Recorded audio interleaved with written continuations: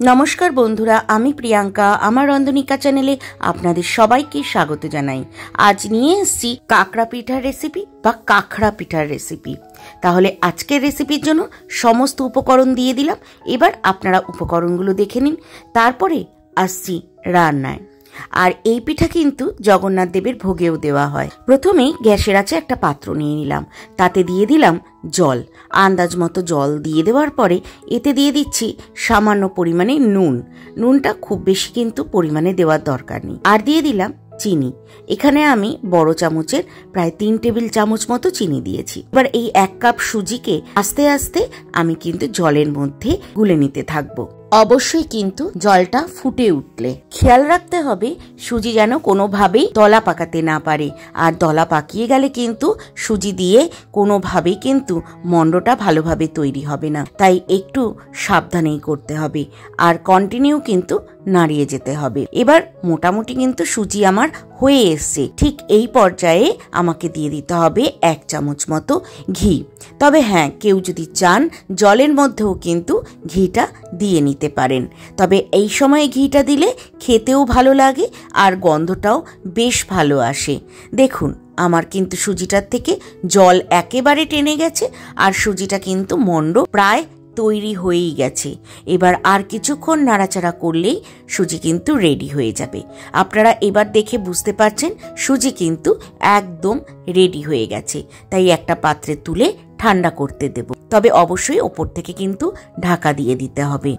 এবারের পুরের জন্য চলুন আগে নারকেলটাকে একটু মিক্সিতে ব্লেন্ড করে নিই। তবে খুব বেশি মিহি পেস্ট কিন্তু করব না, জাস্ট একটু ঘুরিয়ে নেব যাতে কোরানো নারকেলের মতো হয়ে যায়। ব্যাস, হয়ে গেছে। এবার চলুন যাই এর পুরটা রান্না করতে। তাই গ্যাসের আছে একটা ফ্রাই প্যান বসিয়ে দিয়ে তাতে ছোট চামচের 1 চামচ ঘি দিয়েছি। এবার দিয়ে দিচ্ছি কাজু আর কিশমিশ কুচি। আমি এখানে কুচি করে নিয়েছি যাতে পুরে ভরতে সুবিধে হয়। এবার দিয়ে দিলাম নারকেল কুচি, দিয়ে দিলাম মৌরি। এবার সমস্ত উপকরণকে ঘিয়ের মধ্যে ভালো করে নাড়াচাড়া করে নিচ্ছি।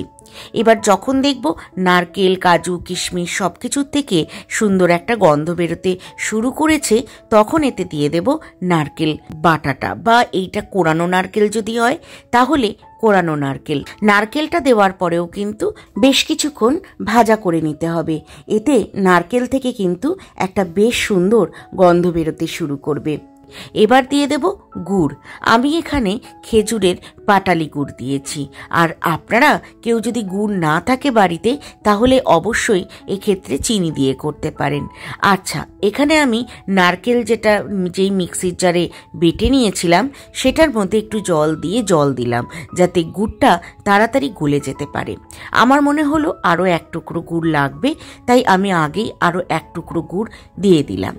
এবার দেখুন কিছুক্ষণ নাড়াচাড়া করার সাথে গুড়টা কিন্তু আস্তে আস্তে গলতে শুরু করেছে। তবে আমার এখানে মনে হচ্ছে আরেকটু জল দিলে গুড়টা তাড়াতাড়ি গলবে, তাই আরেকটু জল দিয়ে দিলাম। এবার একটু ভালো করে নাড়াচাড়া করে নিয়ে এর মধ্যে দিয়ে দিলাম গুঁড়ো দুধ। এখানে আমি বড় চামচের 2 চামচ মতো গুঁড়ো দুধ দিয়েছি। আমার কাছে যেহেতু ছানা বা ক্ষীর কোনোটাই ছিল না, সেই কারণে গুঁড়ো দুধ দিয়েই কাজ চালিয়েছি। তবে যদি ছানা বা ক্ষীর থাকে তাহলে অবশ্যই কিন্তু এতে ছানা বা ক্ষীর দেবেন। এবার আমি ঢাকা দিয়ে দিলাম। 3-4 মিনিট বাদে ঢাকা তুলে দেখব গুড়টা গলে গেছে, প্লাস জলটা কিন্তু প্রায় টেনেই গেছে। যেটুকু ভেজা ভাব থাকবে সেটা কিন্তু এবার কমিয়ে ফেলতে হবে। তাহলে চলুন এবার কিছুক্ষণ নাড়াচাড়া করে নিই যাতে জলটা সম্পূর্ণ টেনে যায়। তবে হ্যাঁ, একেবারে শুকনো করে ফেলা যাবে না নাড়ুর মতো, তার থেকে বরং পাকটা রাখতে হবে কিছুটা পাটিসাপটার পুরের মতো। ব্যাস, হয়ে গেছে। এবার ঢাকা দিয়ে ঠান্ডা হতে দেব। এবার চলুন দেখে নিই সুজির যে মন্ডটা তৈরি করেছিলাম সেটার কি অবস্থা। ব্যাস, সুজির মন্ড কিন্তু হালকা উষ্ণ গরম আছে, যেটার জন্য আমরা হাতটা কিন্তু দিতেই পারছি। এবার সুজির মন্ডটাকে হাত দিয়ে ভালো করে একটু মেখে নিতে হবে যাতে কোনো রকম লাম্পস মতো না থাকে। তাহলে এবার সম্পূর্ণ মাখা হয়ে গেছে সুজিটা। হাতে একটু ঘি নিয়ে নেব। ঘিটা নিয়ে সুজিটার মধ্যে আবারও একটু ভালো করে মেখে নিতে হবে। সুজিটা মাখতে মাখতে আপনাদের সাথে একটা কথা শেয়ার করে নিই। সুজি কিন্তু অবশ্যই এই রান্নায় কাঁচা অবস্থাতেই দিতে হবে, সুজি কিন্তু ভেজে রান্না করাটা যাবে না। এবার দেখুন সুজিটা মাখা হয়ে গেছে, এর থেকে ছোট ছোট লেচি বানিয়ে নিচ্ছি। খুব বেশি ছোট নয়, ওই পরোটার মাপের যে লেচিগুলো হবে ঠিক সেই রকম লেচি করে নিতে হবে। এই লেচিগুলো আগে করে নিলে কিন্তু আপনাদের সুবিধে হবে পুর ভরতে, আর বুঝে যাবেন যে ঠিক কটা লেচি তৈরি করতে হবে। তাহলে চলুন, এবার লেচি তৈরি করা হয়ে গেছে, এবার পুর ভরার পালা। তাহলে চলুন এবার এইগুলোকে একটু মাপ মতো করে নিই। হাতে আগে নিয়ে নিলাম ঘি, ঘিটা নিয়ে ভালো করে মাখিয়ে নেওয়ার পরে এই একটা লেচি আমি আগে নিয়ে নিলাম। এবার এই লেচিটাকে একটু বাটির মতো শেপ দিয়ে নিতে হবে যাতে মাঝখানে পুরটা ভরা যায়। এখানে আমি 1.5 টেবিল চামচ মতো পুর ভরেছি। কেউ যদি এর থেকে বড় সাইজের লেচি করেন তাহলে আর একটু বেশি পুর ভরবেন, আর কেউ যদি ছোট করেন তাহলে একটু কম পরিমাণে পুর ভরবেন। এবার মুখটাকে বন্ধ করে দিতে হবে, ঠিক যেমন আমরা আলুর পরোটা করি, যেমন আলুর পুর ভরে সেম ওইভাবেই করতে হবে। এবার দেখুন ভালো করে মুখটা বন্ধ করে দিয়ে একটা চ্যাপটা মতো শেপ দিয়ে নিচ্ছি, আর ধারগুলোকেও একটু সমান করে নিচ্ছি যাতে দেখতে সুন্দর লাগে। প্রথমে একটা করে নিলাম, আপনাদের আরেকটাও করে দেখিয়ে দিচ্ছি ঠিক কীভাবে। প্রথমে হাতে ঘুরিয়ে লেচিটাকে আগে সমান করে নিতে হবে, তারপরে মাঝখানটায় প্রেস করে একটা বাটির মতো শেপ দিতে হবে যাতে মাঝখানে পুরটা ভরা যায়। এবার এর থেকে 1.5 টেবিল চামচ মতো পুর নিয়ে নিচ্ছি। এই পুরটা কিন্তু শুধু শুধুও বেশ ভালো লাগে, আপনারা বাড়িতে কখনো পরোটা রুটির সাথে খেয়ে দেখবেন, ভালো লাগবে। এবার পুরটা দিয়ে দেওয়ার পরে সেম একইভাবে কিন্তু মুখটা বন্ধ করে নেব।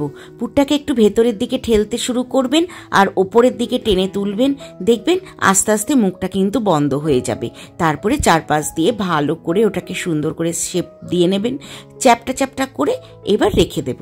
এবার সবকটা পুর হয়েই গেছে, আর একটাই বাকি আছে। এই একটা হলে কিন্তু হয়ে যায়। তবে হ্যাঁ, একটা কথা ঠিক, এই পুরের মধ্যে যেহেতু নারকেল কুচি আছে, কাজু বাদাম কিশমিশ আছে, তাই মাথায় রাখতে হবে পুরটা কিন্তু খুব বেশি চেপে যদি আপনারা মুখটা বন্ধ করতে চান তাহলে হয়তো পেছন দিক থেকে ফুটো হয়ে বেরিয়ে যেতে পারে। সেই জন্য একটু সাবধানেই কিন্তু এই কাজটা করতে হবে। ব্যাস, আমার কিন্তু সবকটা পিঠাই কিন্তু রেডি হয়ে গেছে। তবে এবার নেক্সট স্টেপে যাওয়ার আগে এই পিঠাগুলোকে একটু স্ট্যান্ডিং টাইমে রাখতে হবে। তাহলে এবার নেক্সট স্টেপে যাই। গ্যাসের আছে কড়াই বসিয়ে দিয়েছি, কড়াইতে দিয়ে দিলাম সাদা তেল। এখানে আমি 250 ml মতো সাদা তেল নিয়েছি। তেলটা কিন্তু হালকা গরম হয়ে গেলে তখন এতে পিঠাগুলো এক এক করে ছেড়ে দিতে হবে যাতে ভালোভাবে ভাজাটা হয়। আর গ্যাসের আঁচ কিন্তু লো টু মিডিয়াম রাখতে হবে, আর ঠিক নামানোর আগে কিন্তু হাই ফ্লেম করে দিতে হবে যাতে পিঠাগুলো যে তেলটা অ্যাবজর্ব করবে সেটা আগেই ছেড়ে দেয়। এবার আরও 2টো পিঠা কিন্তু আমি দিয়ে দিলাম। এবার খুব আলগা হাতে কিন্তু এগুলোকে ভেজে নিতে হবে। খেয়াল রাখতে হবে যাতে পিঠাগুলো প্রথমেই বেশি লালচে রং না ধরে যায়, আস্তে আস্তে যেন হালকা হালকা করে রংটা পিঠার গায়ে আসতে থাকে। আর এই কারণে কিন্তু গ্যাসের আঁচ প্রথমে হাইতে রাখা যাবে না, লো টু মিডিয়াম রেখেই পিঠাগুলোকে ভেজে নিতে হবে।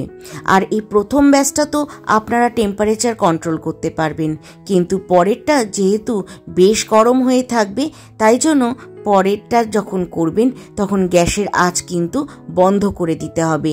যখন উষ্ণ গরম হয়ে আসবে তখন এই মধ্যে পিঠাটা ছাড়তে হবে। এই কারণে বলে দিলাম যাতে আপনাদের বুঝতে সুবিধে হয়, কারণ পরের ব্যাচটা না হলে ছাড়লেই কিন্তু পিঠাগুলো একদম লালচে হয়ে যাবে আর ভেতর অবধি কিন্তু কুক হবে না, আর তাছাড়া এই পিঠাগুলো কিন্তু খাস্তাও হবে না। সেই কারণেই কিন্তু আগে টেম্পারেচারটা কম রাখলেই ভালো হবে। এবার দেখুন প্রথম 2টো পিঠা কিন্তু আমার হয়ে গেছে। এবার পরের 2টোও কিন্তু তুলে নিলাম, আর পরের যে কটা পিঠা বাকি আছে সে কটা করে আপনাদের সামনে নিয়ে আসি। আর এই বছরের জগন্নাথ দেবের ভোগের পিঠা দিয়েই কিন্তু শুরু করলাম পিঠার রেসিপি। আর আপনাদের এই রেসিপিটা কেমন লাগলো কমেন্টে জানাতে ভুলবেন না। আর কমেন্টে কিন্তু অবশ্যই জয় জগন্নাথ লিখতেই হবে। আর চলুন এখন দেখিয়ে দিই পিঠাগুলো কেমন দেখতে হয়েছে। আপনারা দেখে বুঝতেই পারছেন ঠিক কেমন লাগছে, আর খেতেও বেশ সুস্বাদু। আপনাদের এই রেসিপিটি ভালো লেগে থাকলে অবশ্যই লাইক, শেয়ার, সাবস্ক্রাইব করার অনুরোধ রইল। দেখা হচ্ছে পরের ভিডিওতে। আপনারা ভালো থাকবেন, সুস্থ থাকবেন।